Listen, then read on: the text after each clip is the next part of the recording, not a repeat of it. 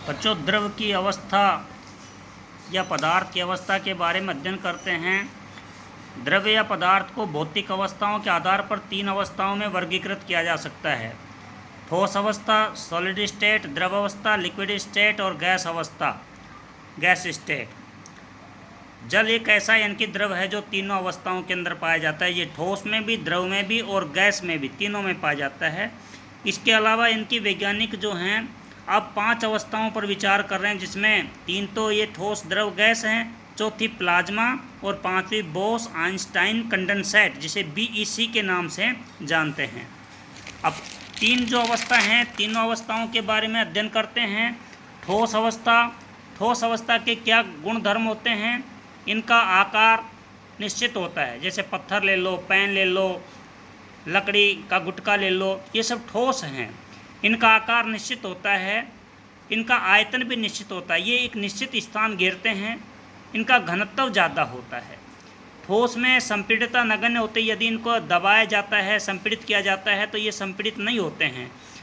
ठोस के कणों के मध्य उच्च अंतराणु का आकर्षण बल पाया जाता है, अर्थात इनके कण जो हैं पास पास होते हैं, उसमें आकर्षण बल प्रबल होता है, जिसके कारण से वो उनके बीच में इनके रिक्त स्थान नहीं पाया जाता, एक दूसरे से जुड़े रहते हैं। ठोस के कणों में विसरण अत्यंत कम होता है, क्योंकि बीच के अंदर कोई इनकी जगह खाली रहती नहीं है, इसलिए इनकी उसके अंदर विसरण ना बराबर होता है। जैसे लकड़ी है, लकड़ी का टुकड़ा ले लिया, पत्थर, पेंसिल, ये सब ठोस के इनके उदाहरण होते हैं। इसी प्रकार से द्रव अवस्था, द्रव अवस्था के क्या क्या गुण धर्म होते हैं? द्रव जो अवस्था जो है उसका आकार अनिश्चित होता है। जैसे भी पात्र में डालेंगे अपन, उसी पात्र के अनुरूप ये अपना आकार ले लेती है। द्रव का आयतन निश्चित होता है, चाहे आप किसी भी इनकी पात्र में डालो। 1 लीटर पानी लिया तो 1 लीटर ही इनकी, चाहे किसी भी पात्र में डाल लो, 1 लीटर ही आयतन घेरती है। द्रव का घनत्व गैस से ज़्यादा होता है, लेकिन ठोस से कम पाया जाता है। ठोस का सबसे ज़्यादा होता है, गैस का सबसे कम होता है, तो इसका दोनों के बीच का पाया जाता है।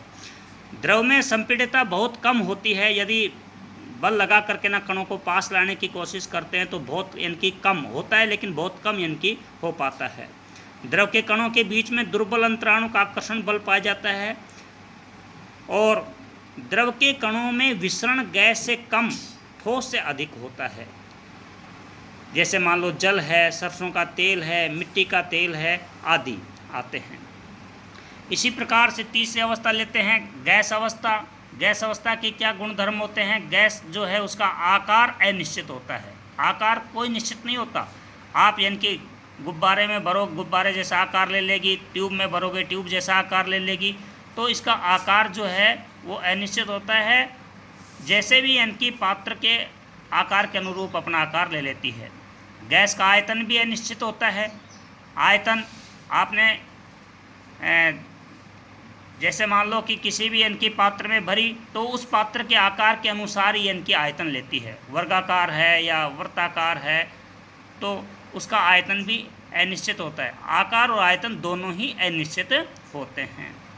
गैस का घनत्व जो है सबसे कम पाया जाता है। ठोस में सबसे ज़्यादा, द्रव में उससे कम, गैस में सबसे कम। गैस में संपीड़ितता अत्यधिक होती है, संपीड़ितता बहुत ज़्यादा होती है गैस के अंदर। जैसे मान लेते हैं कि कणों के बीच में दूरी अधिक होती है, इसलिए संपीड़ितता इनकी ज़्यादा होती है। जैसे मान लेते हैं कि आपने एक ये कोई भी इनकी पिस्टन ले ली, और इसको अपन क्या करते हैं, गैस भर करके ना इसको ऊपर से दबाते हैं, तो इनकी नीचे की ओर आता चला जाता है। नीचे से इनकी, इसका जो मुख है उसको रबड़ कॉर्क से बंद कर रखा है, फिर भी इनकी पिस्टन नीचे की ओर आ जाती। क्यों? क्योंकि सबसे पहले कण दूर दूर थे, लेकिन जैसे ऊपर पिस्टन से दबाव डाला तो कण पास पास आ जाते हैं। इसी कारण से इनकी, जैसे LPG गैस है, CNG गैस है, वो द्रव अवस्था में आ जाती हैं।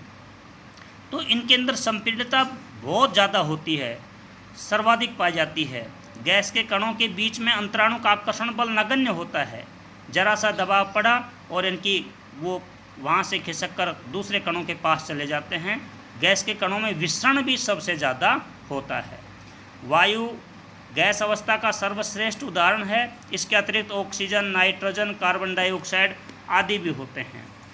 अब इसके बाद में आता है कि जैसे मान लेते हैं, डायग्राम के द्वारा समझते हैं कि ये ठोस अवस्था के अंदर कण देखिए कितने पास पास हैं। ठोस अवस्था में बिल्कुल पास पास हैं।